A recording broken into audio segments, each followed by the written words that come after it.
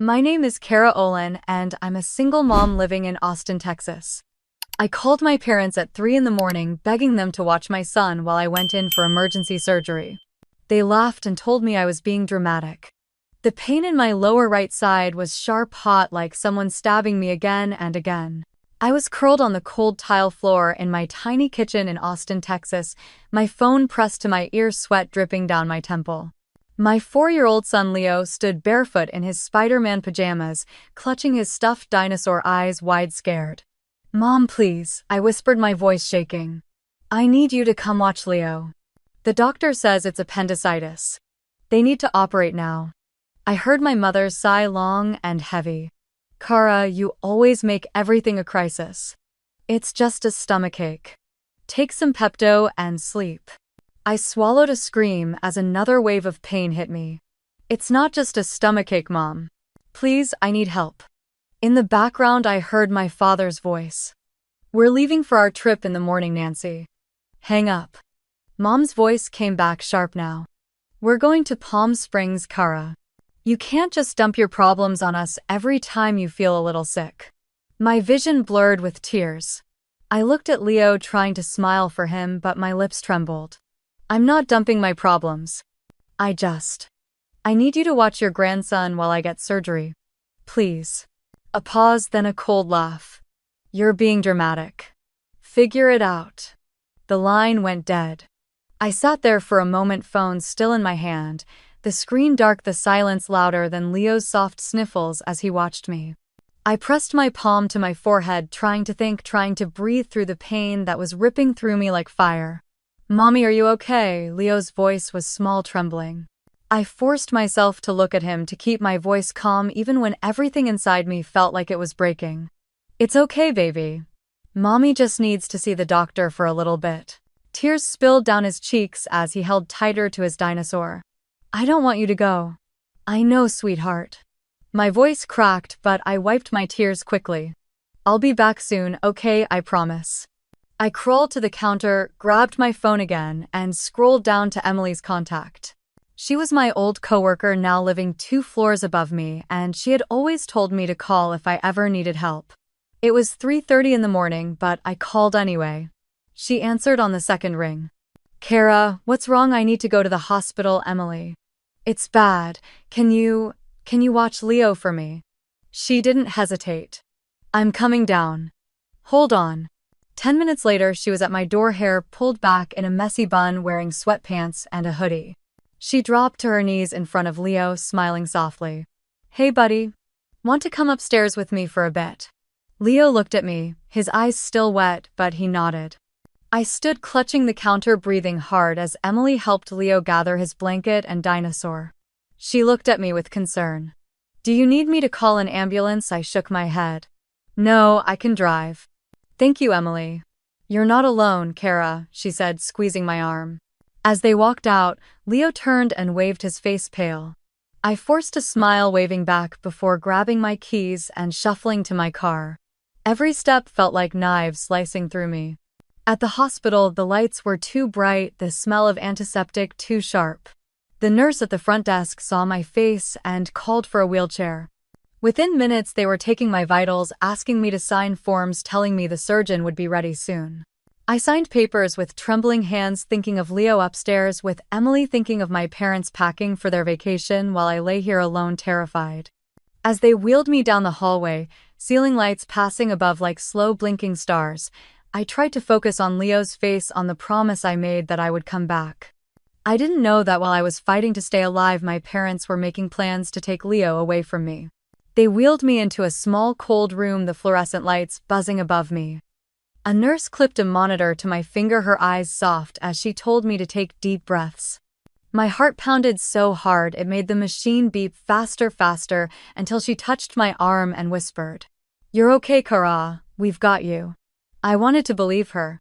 But the fear was louder than the beeping, louder than the pain tearing through me.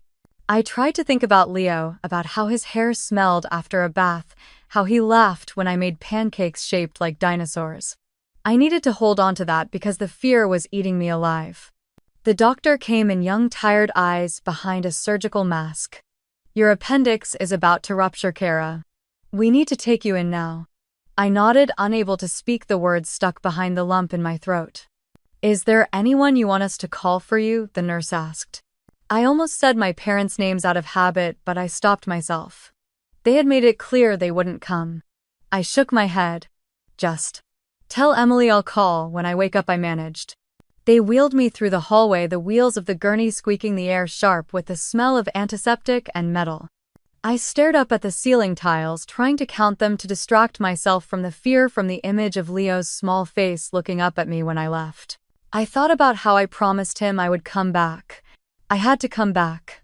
I had to be there for his first day of kindergarten, for his first lost tooth, for every bedtime story he wanted me to read. I couldn't let him down, not like they had let me down. They moved me into the operating room, bright lights blinding the cold table beneath me, making me shiver. Nurses moved around me, checking machines, voices low but urgent. The anesthesiologist leaned over me, eyes kind. Just take deep breaths, Kara. You'll be asleep soon. I nodded, swallowing tears sliding down the sides of my face. I whispered Leo's name under my breath, like a prayer, like a promise. The last thing I remember was the mask being placed over my face, the smell of plastic, and the slow, heavy darkness pulling me under. When I woke up, I didn't know where I was. My mouth was dry, my throat sore, and the lights above me were too bright. It took a moment to remember why I was there, why my body felt like it had been torn apart and stitched back together. A nurse came into view, smiling gently. You're awake. Surgery went well, you're okay. I blinked, trying to focus, trying to speak. My son. Leo. Your friend Emily called to check in. Your son is safe with her. Relief flooded me so hard I started crying, silent tears that dripped into my hair as I lay there unable to move. I closed my eyes, letting the pain and exhaustion wash over me. Later, as the room darkened for the night, I stared at the ceiling, too tired to sleep, too sore to move. I thought about calling my parents, telling them I made it through, telling them I didn't need them after all. But I didn't call. I didn't want to hear their voices. I didn't want to give them the satisfaction of knowing I had survived without them. My phone buzzed on the small table beside my bed. I reached for it, slowly wincing, and saw a text from Emily. Leo is okay. He misses you. Rest. I held the phone to my chest, closing my eyes, breathing in the pain, the fear, the anger. I thought it was over, that I just needed to heal and get back to Leo. I thought that was the worst it could get. But I didn't know that while I was lying in that hospital bed fighting to recover, my parents were already making calls. They weren't calling to check if I was alive. They were calling to find out how they could take Leo away from me. While I was unconscious on the operating table, they were calling a lawyer. I didn't know any of it as I lay there breathing under the heavy drugs, fighting to wake up and see Leo again. I didn't know that my parents, Nancy and Robert, sat in their living room sipping coffee while the early Texas sun rose, dialing the number of their family attorney. She's always been unstable, I could hear my mother saying if I imagined it. We're worried for Leo's safety. They told him I was reckless, that I was too dramatic, that I made bad choices. They said I worked too much, that I left Leo alone, that I couldn't keep a stable home. They twisted every struggle I had endured alone into a weapon to use against me. The lawyer, someone they had known for years, told them what they wanted to hear. They could file an emergency guardianship petition claiming I was unfit, claiming Leo was in danger. If they moved fast, they could take him before I even left the hospital. While they drafted paperwork, my parents called my aunt in Dallas, telling her how concerned they were. They called neighbors, dropping hints about my issues, saying I was in and out of hospitals, that Leo needed a stable home, that they were just trying to do the right thing. They didn't mention that I was having surgery because my appendix had nearly burst, that I had no one else to call, that they had hung up on me when I begged for help. They wanted to look like heroes. Meanwhile, I was waking up in a hospital bed, my throat dry, pain blooming in every part of my body, thinking it was over. I thought I could just heal, go home, hold Leo, and continue the quiet, hard life I had built. But my phone buzzed on the rolling tray beside me. I reached for it, my hand trembling, the IV pulling at my skin. It was a text from Emily. Kara, call me when you can. Something weird is going on. Fear crawled up my spine as I tried to type back with numb fingers. What happened? She called instead. Her voice was low, urgent. Your parents have been talking to people. They're telling everyone you abandoned Leo, that you're unstable. I heard them mention getting custody. My heart stopped. What? No, they can't do that. They refuse to help. They said I was dramatic. I know, Emily said, her voice shaking, but they're telling people they had no choice but to step in. They're saying you're in the hospital for mental reasons, not surgery. I pressed my hand to my forehead, trying to breathe, the room spinning. Emily, please. Please don't let them take him. I won't, she said firmly. Leo is safe with me. I just thought you should know what's happening. Tears slid down my temples into my hair, but I wiped them quickly, forcing myself to sit up, ignoring the pain that sliced through me. I looked out the window, the Texas sky wide and blue, mocking me with its calm. I knew exactly what this was. My parents had never wanted me to succeed, to stand on my own. Now they saw Leo as a chance to start over, to get it right after they failed with me. They didn't love Leo. They loved the control they could have over him.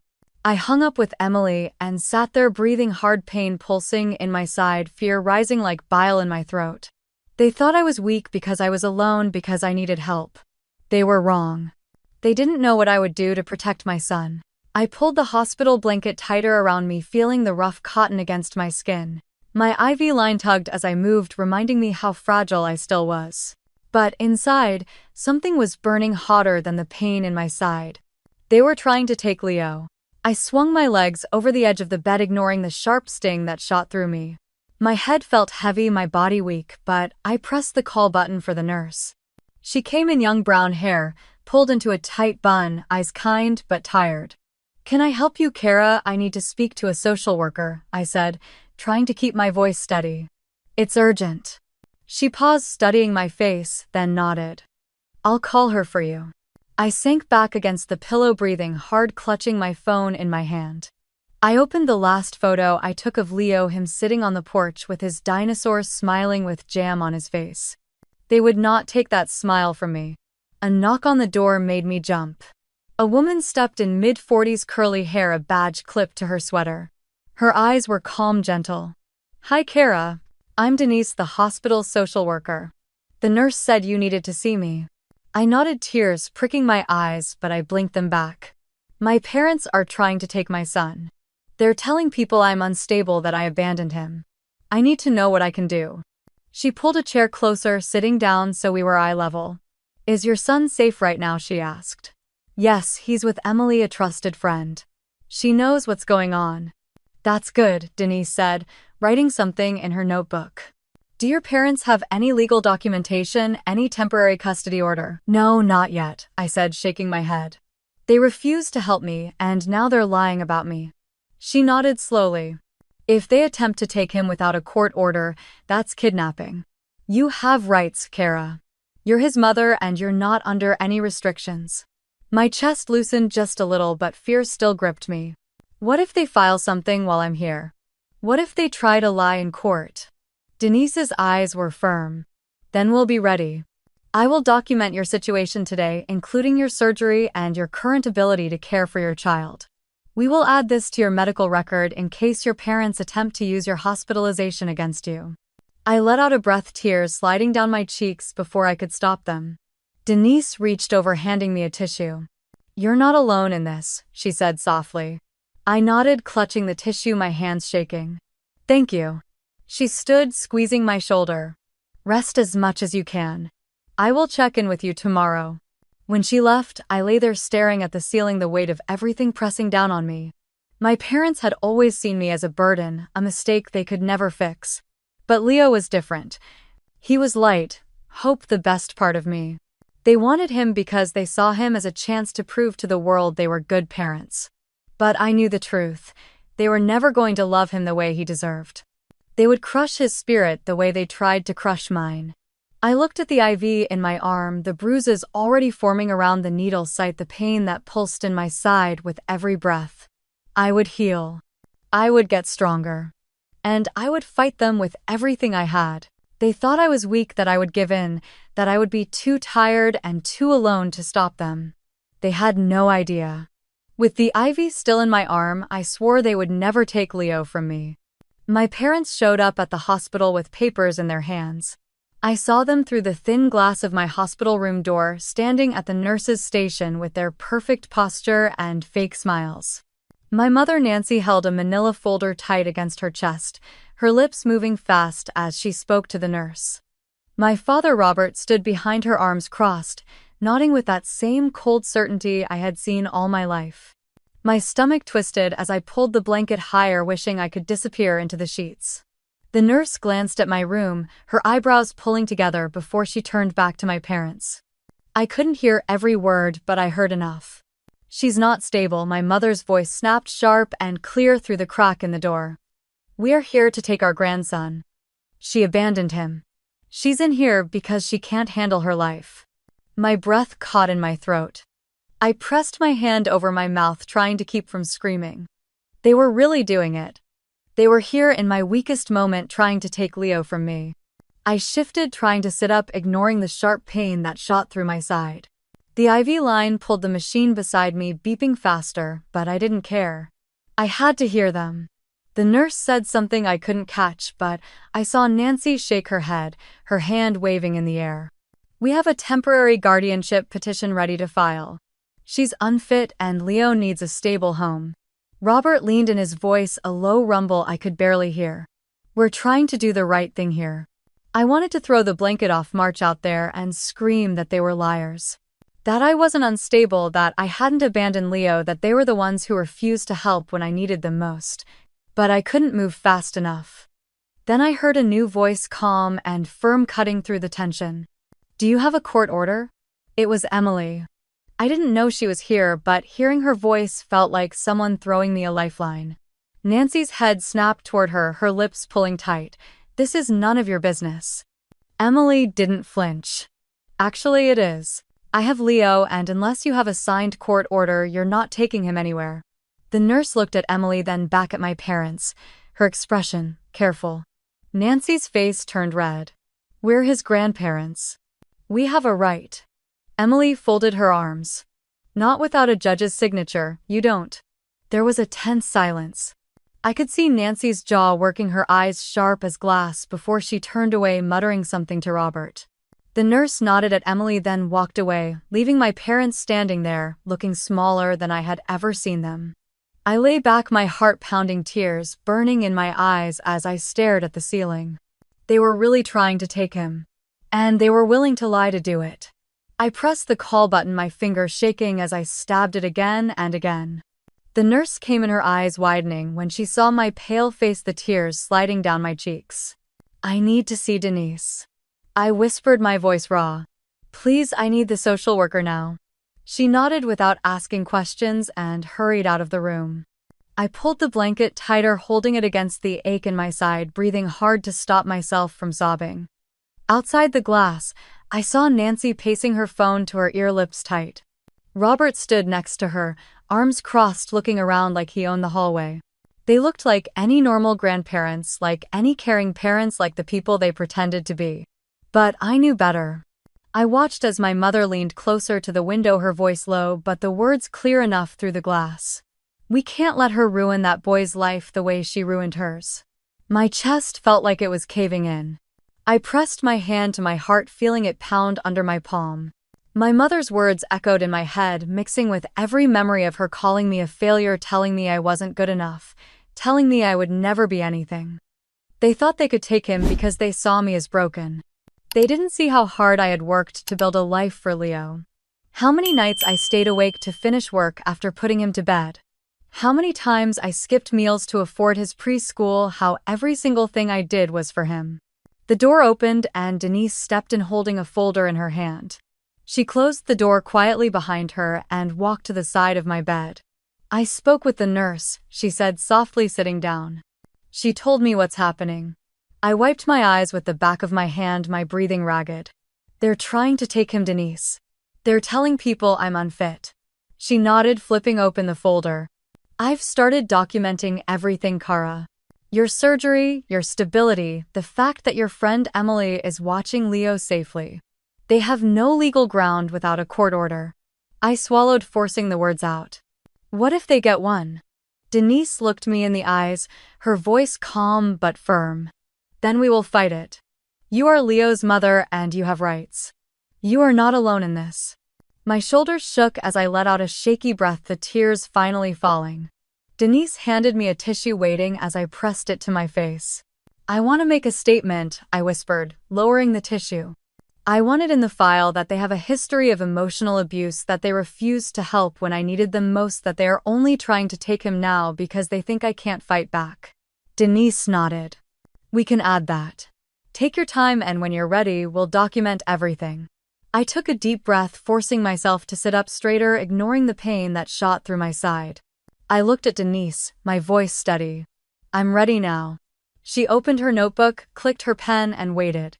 I started to speak, telling her about the night I called my parents, how they hung up on me, how they called me dramatic while I was on the floor in pain.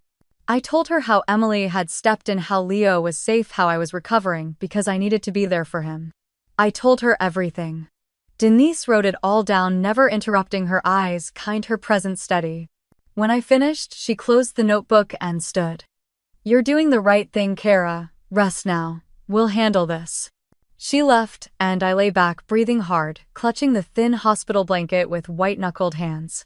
Outside, I saw my parents arguing with the nurse, their voices rising. I could see the frustration on Nancy's face, the anger in Robert's eyes as they realized they weren't getting what they wanted. They thought I would give up. They thought I would be too weak to fight. They didn't know that I was ready to fight them, even with the IV still in my arm. I had to leave the hospital earlier than I should just to appear in court. They wheeled me out with a fresh bandage on my abdomen, the pain sharp with every breath, but I signed the discharge papers with shaking hands. I couldn't rest. I couldn't wait. They were trying to take Leo, and I would not let that happen. Emily was waiting outside in her old Ford, the back seat already set up with a booster seat and Leo's dinosaur blanket. She looked at me with worried eyes as I climbed in, clutching my medical file to my chest. Are you sure you're okay to do this? She asked. I don't have a choice, I said, adjusting the seatbelt as pain shot through my side.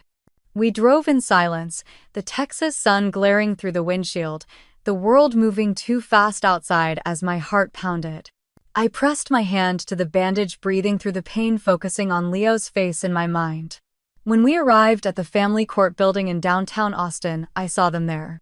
Nancy and Robert stood by the entrance, dressed in clean, pressed clothes, holding their papers like trophies. My mother's eyes flickered when she saw me step out of the car, pale and slow but standing. I saw Judith, the young attorney Denise had connected me with, waiting by the doors. She was in her early 30s, blonde hair in a tight bun, a gray suit that made her look sharp and confident. She walked up to me, her voice steady. You're here. Good, we're going to handle this. I nodded, swallowing, gripping the medical file tighter. They're saying I'm unstable. Judith's eyes narrowed. They don't have evidence, Kara. We have your hospital records. We have Emily's statement. And you're here showing up for your son. I nodded again, feeling tears prick my eyes, but I blinked them away. We walked into the building, the cold air inside making me shiver. We passed through security, the metal detector beeping when it caught the small metal clip in my surgical bandage, but the guard waved me through with a soft look of pity. The courtroom was small, the wood benches worn, the air tense. I sat down at the table beside Judith, my parents across the aisle, with their lawyer, a man in a dark blue suit who looked bored as he flipped through their papers. Nancy kept looking at me, her lips pressed tight, her eyes filled with false concern. Robert didn't look at me at all. I clutched the edge of the table, breathing slow, my stitches pulling with every small movement. The bailiff called the room to order, and the judge, a tall black woman with sharp eyes, entered and took her seat. Today's case is regarding the emergency guardianship petition filed by Nancy and Robert Harper, seeking temporary custody of Leo Harper, age 4. The words felt like knives, but I forced myself to sit up straighter. Nancy's lawyer stood, launching into a speech about how I had been hospitalized multiple times, how I was unstable, how Leo needed stability and a safe environment. Nancy sniffled loudly, dabbing at her eyes with a tissue, her shoulders shaking as if she were the victim. I felt Judith's hand squeeze mine under the table. The judge listened, taking notes, her face unreadable. When the lawyer finished, the judge looked at me, then at Judith. Miss Carter, do you have a response? Judith stood, her voice clear and strong. Your Honor, my client was hospitalized for an emergency appendectomy, a medical emergency unrelated to any mental health concerns. We have her medical records here. We have testimony from her friend and caregiver, Miss Emily Ross, confirming that Leo has been safe and well cared for during Miss Harper's recovery. She handed the documents to the bailiff, who passed them to the judge. The judge flipped through them, nodding slowly. Judith continued. We also request that Leo's voice be heard through his social worker, who has met with him during this period. The judge glanced at my parents, who looked caught off guard, their lawyer shifting uncomfortably. The judge looked back at me, her eyes sharp. Kara Harper, she said, her voice calm but heavy. Do you have anything you wish to say before I hear from the social worker? I took a deep breath, feeling my stitches pull, my heart pounding so loud it felt like it filled the room. I looked at Leo's dinosaur blanket in my bag, at the empty space beside me where he should have been. And I knew this was the moment that could change everything.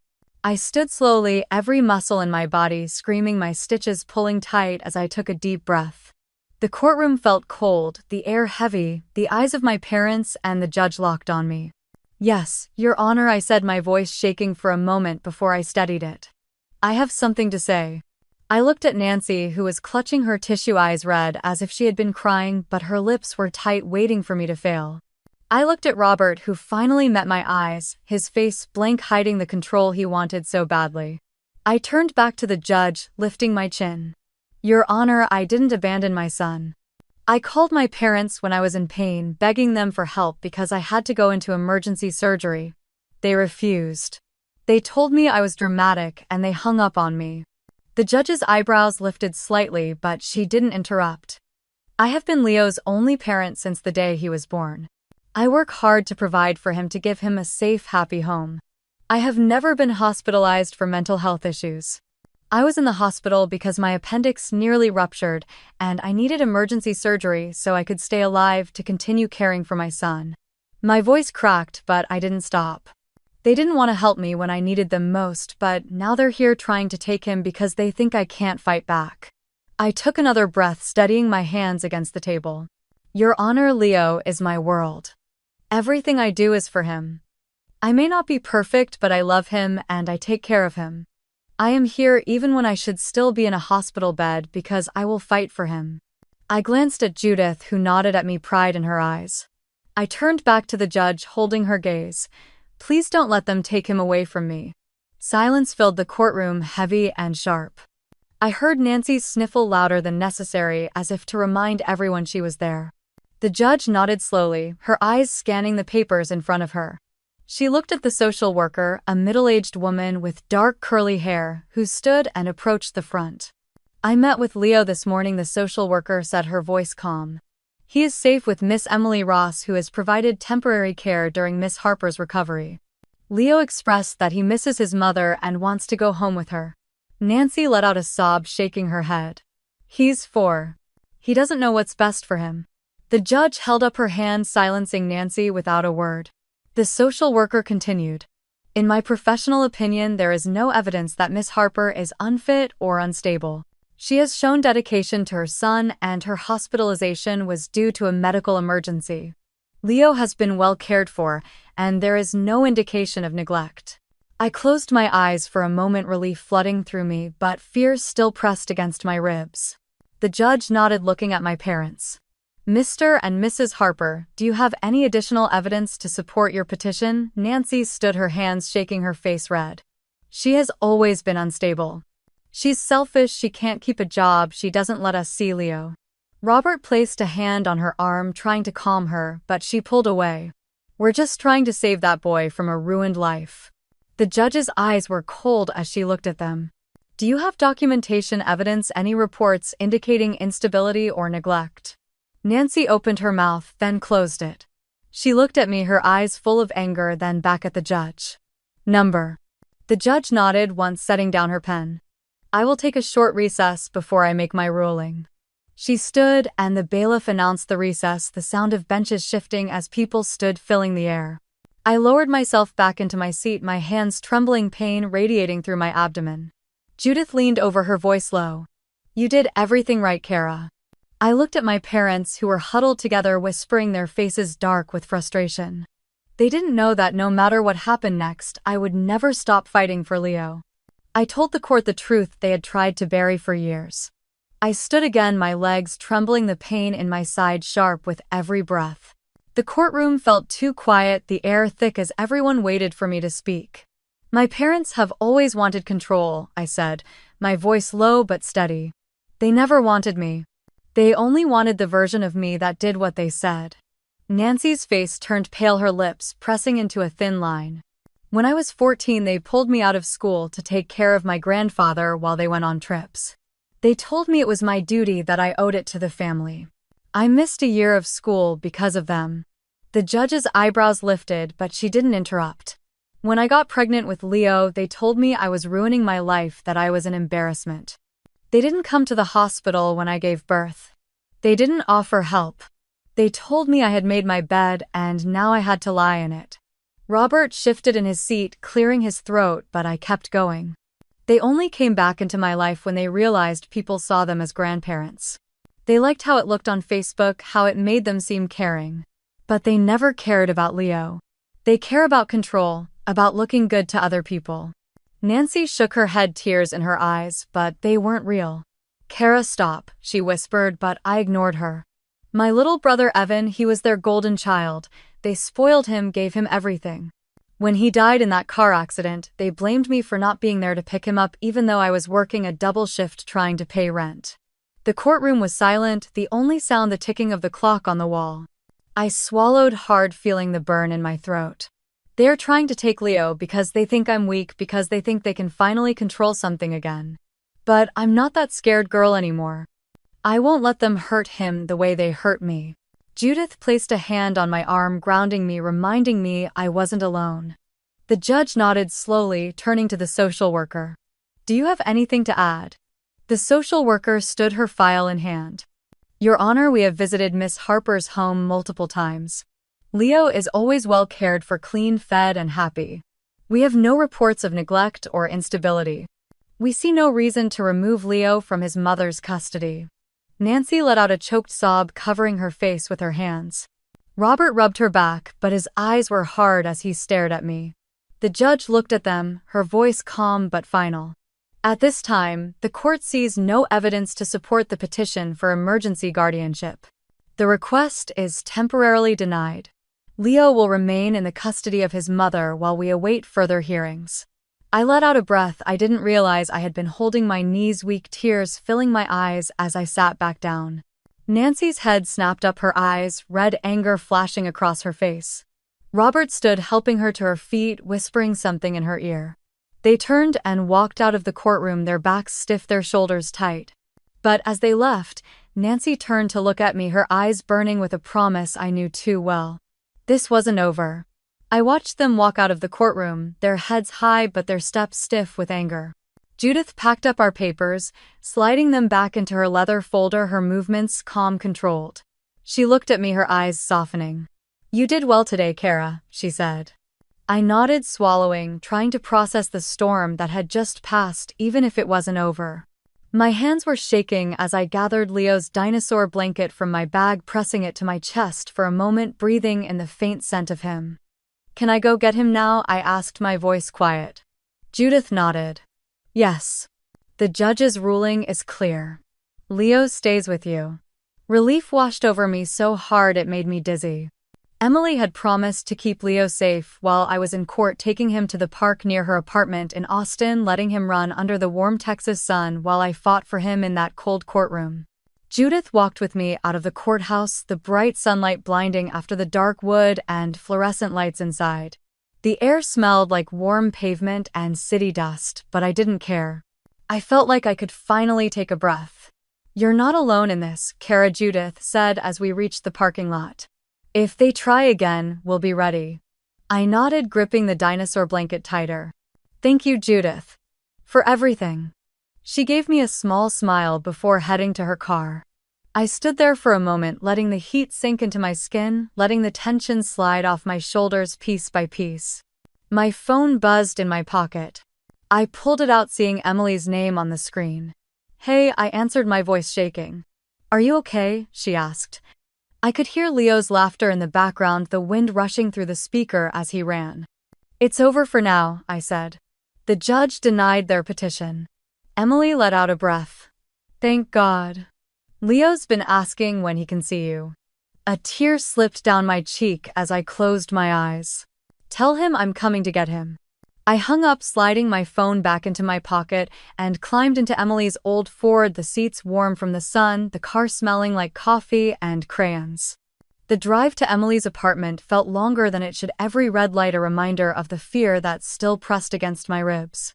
I kept seeing Nancy's eyes in the courtroom, the cold promise in them, the way she looked at me like I was nothing. But I wasn't nothing. I pulled into the small lot behind Emily's building, climbing out slowly, my stitches pulling the soreness, a reminder of everything I had survived. Leo saw me from the grass, dropping his dinosaur and running toward me with his small arms open, his face bright. "Mommy," I bent, ignoring the pain, letting him crash into me, wrapping my arms around him, breathing in the scent of sunscreen and peanut butter, the warmth of him grounding me. "I missed you so much, baby," I whispered into his hair. He pulled back, looking at me with those big brown eyes that were so much like mine. "Can we go home now, Mommy?" I nodded, pressing a kiss to his forehead. "Yeah, baby. We're going home." Emily walked over, her smile, tired but warm. "You okay?" "I will be," I said, standing, holding Leo's hand tightly. "Thank you, Emily, for everything." "Anytime," she said, touching my arm. "You're not alone." I looked down at Leo, his small hand gripping mine, his dinosaur tucked under his other arm. As we walked to the car, I felt Nancy's eyes in my mind, the look she gave me before she turned away, the silent promise that this wasn't over. And I knew she was right. The fight wasn't over. They started a smear campaign against me on social media. It began with a post on Facebook, Nancy's profile picture showing her holding Leo when he was a baby, smiling like she was the perfect grandmother. The post was long, written in her careful, guilt-laced tone. She called me unstable. She said I was a danger to Leo. She begged the community to help save her innocent grandson from a toxic environment. It spread fast, shared by relatives I hadn't spoken to in years, by neighbors who barely knew my name but liked to gossip. I found out when Emily called, her voice tight with anger. "Kara, have you seen what your mother posted?" My stomach dropped.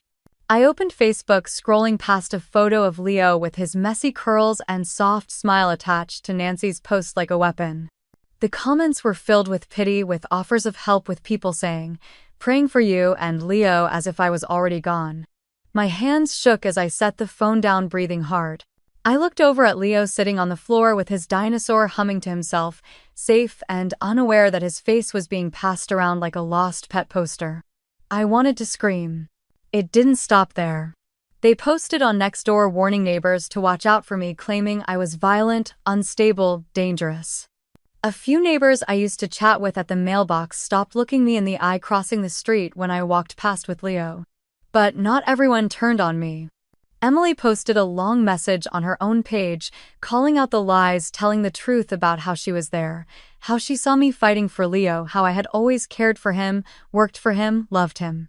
A few of my coworkers at the health tech startup I worked for shared Emily's post, adding their stories of how I balanced motherhood and work, how I stayed late to finish projects, how I always talked about Leo with pride. It helped, but the damage was there. Every time I opened my phone, I saw Nancy's post shared again, her words twisting inside me like a knife. In the middle of all of it, I was getting ready to pitch to investors. Our startup was preparing for a new round of funding, and I was one of the speakers. It was my chance to secure a future for me and Leo, to step forward into the life I was building for us. But every time I tried to focus, the notifications popped up, messages from people I didn't know, calling me unfit, calling me a monster, telling me Leo deserved better. I blocked them, but they kept coming. One evening, I was sitting at the kitchen table, laptop open, pitch slides half finished, while Leo colored beside me, his small hand moving carefully over the page. He looked up at me, his brown eyes wide, innocent. "Mommy, why does Grandma hate you?" The crayon slipped from his hand, rolling across the table and falling to the floor. My heart cracked, the tears coming before I could stop them. I pressed a hand over my mouth, trying to breathe, trying not to let him see me break. I wiped my face, quickly leaning forward to pull him into my lap, ignoring the soreness in my side. Grandma and Grandpa are confused, baby, I whispered, kissing the top of his head. But I love you and I will always keep you safe. He nodded, resting his head against my chest, his small hand gripping the fabric of my shirt. I held him tighter, rocking him gently as the notifications kept lighting up my phone beside us, each one another reminder that they weren't done trying to break me. After I put Leo to bed, I sat alone on the couch, my laptop open, the glow lighting up the dark living room. His small dinosaur pajamas were still on the floor where he had changed, his soft breathing coming from his bedroom down the hall. I tried to focus on the pitch deck, the numbers, the vision I wanted to share with investors, but the words blurred. Every notification buzzed on my phone, making me flinch. I turned it over face down, trying to block it out. But I could still feel it. The judgment. The whispers. The weight of every person who believed Nancy's lies. I closed my eyes, pressing my fingers to my temples, trying to breathe. My mind went to Leo's question, the fear in his voice when he asked if his grandparents hated him. It wasn't fair. He was just a child and he deserved peace. I opened my eyes and clicked to the next slide on the pitch deck, reading the words I had written about growth, about vision, about stability, about building a future. That was why I was fighting. For him. For me. For the life they tried to take from me. I adjusted the blanket over my legs, breathing in deeply, letting the air settle the storm inside me. I was not going to let them distract me from what mattered. The clock on the wall ticked past midnight as I worked, refining my slides, practicing my words out loud, pacing the small living room while I rehearsed. I imagined Leo in the audience cheering for me, his small hands clapping, his smile wide. That was the future I was building, one pitch at a time. When I finally closed the laptop, exhaustion pressing heavy on my shoulders, I felt a small sense of peace. I was doing everything I could. I got up and checked on Leo, brushing his curls back from his forehead, kissing him softly. He stirred, rolling over, clutching his dinosaur tighter. I walked back to the kitchen, pouring a glass of water, the house quiet except for the hum of the fridge. That was when my phone rang. I froze, the screen lighting up from where I had left it, face down. No caller ID. My stomach tightened, a cold sweat breaking out across the back of my neck. I picked it up, pressing it to my ear, my voice low. Hello. There was a pause, the sound of breathing on the other end. Kara. My blood ran cold. It was a man's voice, deep, calm, but there was something in it that made my skin crawl. You need to stop. I swallowed, gripping the counter with my free hand. Who is this? You know who I am, the voice said, almost bored. And you know what you're doing is wrong. Think about your son. Think about what's best for him. I shook my head, my heart pounding. Don't call me again.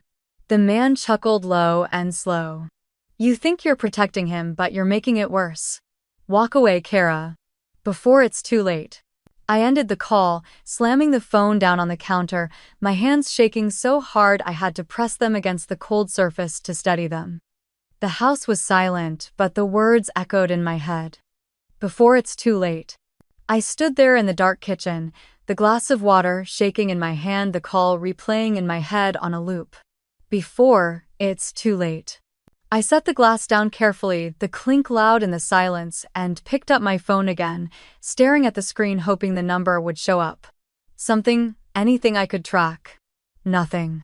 My mind raced with questions, fear crawling up my spine, wrapping around my throat. Who was it? Was it Robert? Someone they hired?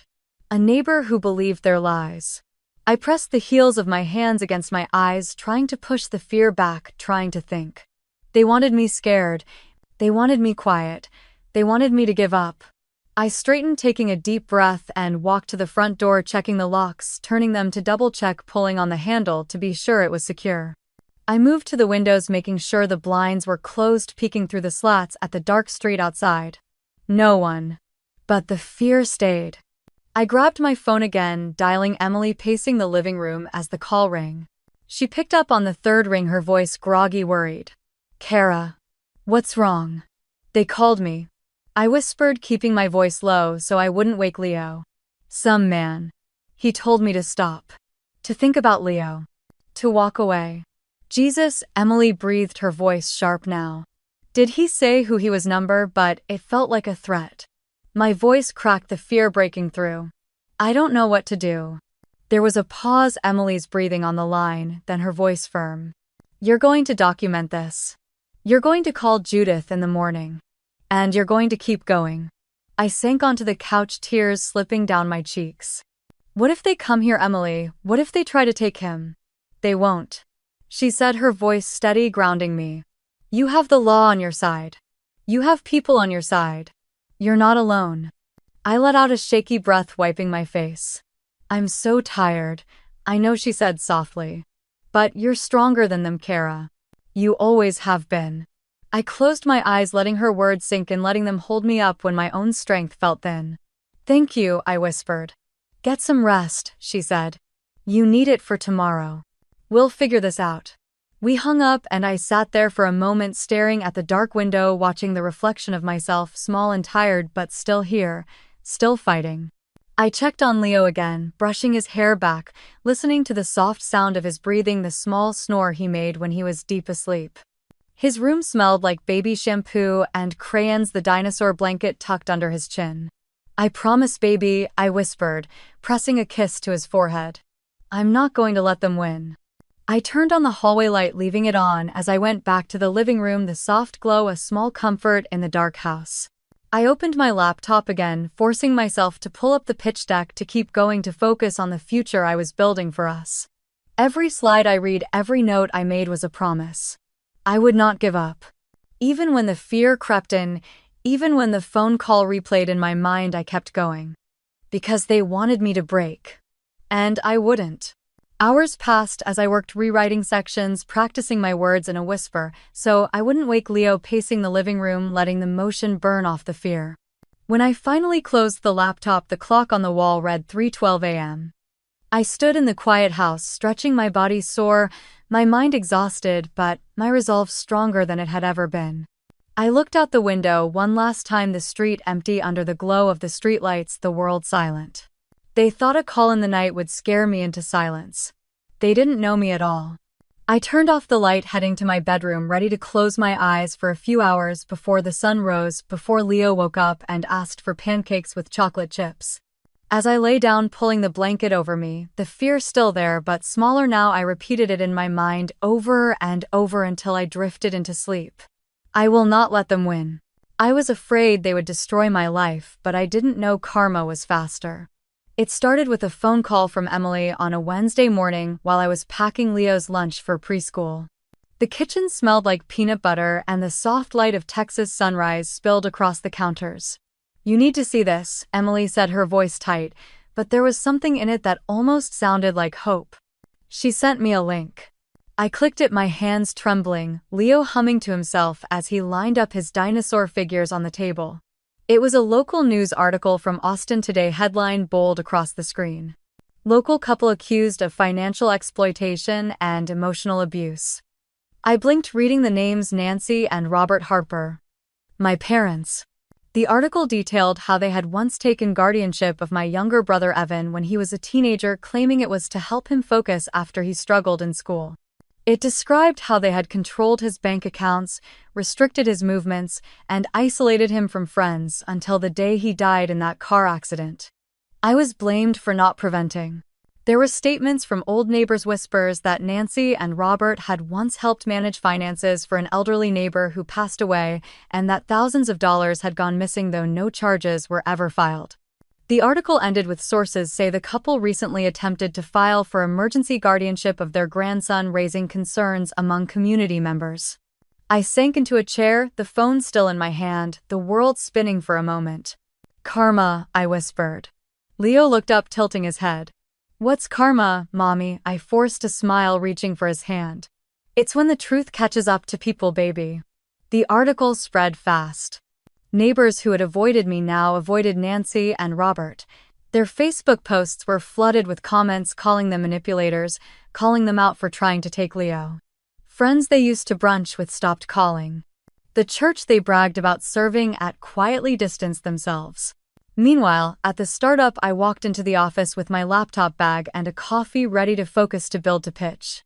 Jason, our CTO, smiled at me from across the table during our prep session. Ignore the noise, Kara. Investors believe in you. We believe in you." His words meant more than I could say. While Nancy and Robert lost their grip on the community, I found mine tightening on the future I was building. I focused on Leo's giggles as he played with Emily's dog in the evenings while I worked. I focused on the pitch deck, on the growing team, on the product I believed in, on the safe, quiet life I was building for us. But I knew them. I knew they wouldn't give up easily. They came to my house 3 days later. It was a Saturday morning. I was in the kitchen making pancakes for Leo, the smell of vanilla and butter filling the small apartment, the cartoons playing softly in the background. There was a knock on the door. Firm. Familiar. My stomach dropped. I wiped my hands on a towel, taking a deep breath before walking to the door. I looked through the peephole, my heart pounding. Nancy and Robert stood on the porch dressed in their clean church clothes. Nancy's makeup perfect, Robert holding his hat in his hands, twisting it slowly. I opened the door just to crack the chain still on. "What do you want?" Nancy's eyes were red, tears already slipping down her cheeks. "Kara, please. We just want to see Leo." Robert cleared his throat. "We just want to talk, Kara. We've been your parents your whole life. Let us see our grandson." I felt Leo press against my leg from behind, his small hands clutching my sweatpants, his eyes wide as he peeked around me. "Is Grandma mad at us?" he whispered. Nancy's face crumpled as she saw him. "Oh, Leo baby, Grandma isn't mad. Grandma loves you so much." I stepped back, blocking Leo from view. "Number. You don't get to do this. You don't get to cry now and pretend you didn't try to ruin our lives." Nancy sobbed, reaching for the door, but the chain held it. "Kara, people are turning against us. We just want to fix this." "You want to fix your image," I said, my voice shaking but clear. "You don't care about him. You care about control." Robert's jaw tightened, but he said nothing. Nancy wiped her tears, looking at me with pleading eyes. "Please, Kara, let us take him to the park. Just for an hour." Leo's grip on my leg tightened. "I don't want to go," he whispered. And that was all I needed. I looked my mother in the eyes, letting her see the finality there. "Number, we're done." I closed the door, sliding the lock into place, my hands shaking as I pressed my back against the wood. Nancy's sobs came through the door, muffled but sharp like a wound reopening. I heard Robert trying to calm her, telling her to leave, his voice low, frustrated. I sank to the floor, pulling Leo into my arms, breathing in the scent of his hair, letting the quiet of the house wrap around us. "Mommy," Leo whispered, looking up at me, "it's okay. I don't need them." I kissed his forehead, holding him tighter. "I know, baby. I know." We stayed there for a long moment, listening as their footsteps finally faded, the front gate clicking shut behind them. Leo pulled back, his eyes soft but strong, so much stronger than I had ever been at his age. "Are we okay now, Mommy?" I nodded, brushing his curls back, tears slipping down my cheeks, but I was smiling. "Yeah, baby, we're okay." That night, as I tucked him into bed, the moonlight spilling across his small face, he looked at me, trust shining in his eyes. "I love you, Mommy," he said, his voice sleepy. "I love you more than anything," I whispered. I stood at his door for a long time after he fell asleep, watching the rise and fall of his breathing, the peace on his face, the safety in this small room. They had tried to take everything from me. But for the first time in my life, I felt truly free. They thought they ended my life, but really it was just the beginning. The day of the pitch, I stood in the glass conference room, the Austin skyline shining behind me, my palms sweating as I gripped the remote for the slides. Leo's dinosaur keychain hung from my bag, a reminder of why I was here, why I couldn't fail. I looked out at the investors, their sharp eyes, their notepads ready, waiting. And I spoke. I spoke about our product, about how it would change lives, about how we were building something real, something that mattered. I spoke about our growth, our numbers, our plan. But most of all, I spoke with the strength I had earned, the strength I had bled for, the strength I had found in the middle of fear. When I finished, there was silence for a moment, and then questions fast and sharp, but I answered every single one. And then they clapped. After Jason found me in the hallway, his grin wide, his eyes bright. "You did it, Kara." I let out a breath. I hadn't realized I was holding the tears stinging my eyes. We did it. 2 weeks later, we secured funding. The emails came and the paperwork was signed, and the team celebrated with cheap champagne in the break room, Leo sitting on the counter eating a cupcake frosting on his nose. I was offered the role of COO. I said yes. That weekend, I filed the papers to change Leo's last name, taking on mine, letting go of the last tie to the people who tried to steal him. When the judge stamped the papers, I felt something break free inside me, something I didn't know I was still holding. Freedom. I walked out of the courthouse with Leo's new birth certificate in my hand, his small hand wrapped tightly in mine.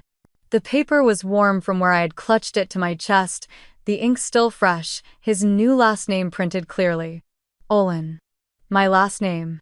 Leo skipped beside me, his dinosaur backpack bouncing. Mommy, does this mean we match now? I looked down at him, tears pricking my eyes, and nodded. Yeah, baby. We match now. He grinned, showing the small gap where he had lost his first tooth, and I felt something inside me settle, a peace I hadn't known in years. That evening, I sat on the living room floor, papers and colored pencils scattered around as Leo drew a picture of us standing under a rainbow holding hands, his dinosaur beside us. The apartment smelled like tomato soup and grilled cheese, the simple dinner we had made together. Leo looked up, his eyes bright. Mommy, can we put this on the fridge? I took the drawing from him, my hands shaking a little as I traced the stick figures he had drawn, the hearts floating around them. Of course we can, I said, standing to pin it on the fridge with the ladybug magnet he loved.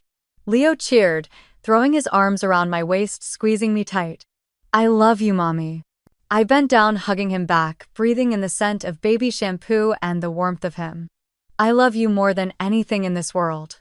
That night, after I tucked him in, I stood by the window looking out at the lights of Austin, the city alive and moving, the hum of cars below like a lullaby. My phone buzzed with a message from Jason. Congrats again, Kara. Investors are excited and so are we. Rest tonight. I smiled, setting the phone down, letting the words sink in. I was building a future not just for me, but for Leo, for the life we deserved.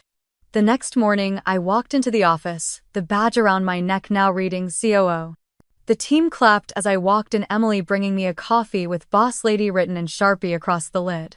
You've earned this, she said, hugging me. I laughed, feeling the weight lift a little more, feeling the truth of it settle in. Later that week, I sat down at my laptop, opening a new document, typing the words Leo's Shield at the top. It would be a small community fund helping single mothers who were fighting family abuse, giving them the resources I had once begged for. I didn't need revenge anymore. Living free, living strong, living a life they could never control, that was the best revenge. Leo crawled into my lap as I typed, his small hands pressing against the keyboard. What are you doing, Mommy? He asked, looking up at me with those big brown eyes. I'm making something to help other mommies, I said, kissing the top of his head. So they can be safe just like us. He smiled, leaning his head against my chest. I love you the most, Mommy. I wrapped my arms around him, holding him close, letting the moment sink into my bones.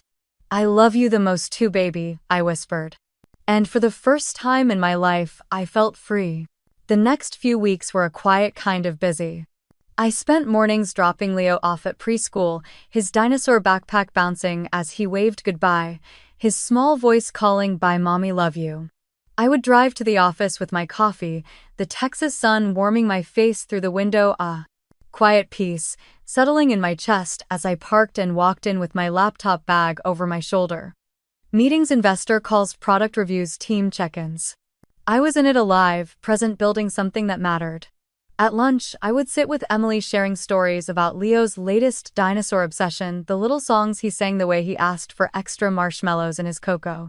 Every evening, I would pick him up, his arms wrapping around my legs as he ran to me, shouting "Mommy" like it was the best word in the world.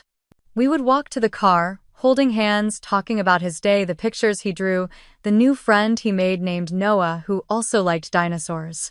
At home, we would cook dinner together, Leo standing on his step stool helping me stir the pasta, giggling when sauce splashed on the counter. We would eat, watch a cartoon, read a book, and then I would tuck him in, his dinosaur tucked under his arm, his eyes closing as I stroked his hair. Every night before bed, I would stand by the window looking out at the city lights, breathing in the quiet, letting the peace of this small, safe life wrap around me. One Friday evening after Leo fell asleep, I sat at my laptop working on the launch page for Leo's Shield. It would be small at first, but it would be real. A place for mothers who were fighting, who needed help with legal fees, housing, counseling, who needed to know they weren't alone. I paused, reading the mission statement I had written. To protect mothers and children from family abuse, to build futures no one can steal. I pressed save, leaning back in my chair, letting the tears come quiet and warm, but these weren't tears of fear anymore. These were tears of freedom. A few days later, Leo and I sat by the window on a rainy evening, the sky dark, the sound of rain tapping softly against the glass. We had mugs of warm cocoa, the marshmallows melting into the chocolate, the apartment smelling like vanilla and cinnamon. Leo rested his head on my shoulder, looking out at the rain. "Mommy, I love you the most," he whispered. I kissed the top of his head, my arm around him, feeling the warmth of him, the life we had built, the peace we had earned. "I love you the most too, baby," I said, my voice steady, calm. Outside, the rain washed the city clean, the lights of Austin reflecting in the wet streets, the world quiet and alive. I realized then that revenge didn't have to be loud.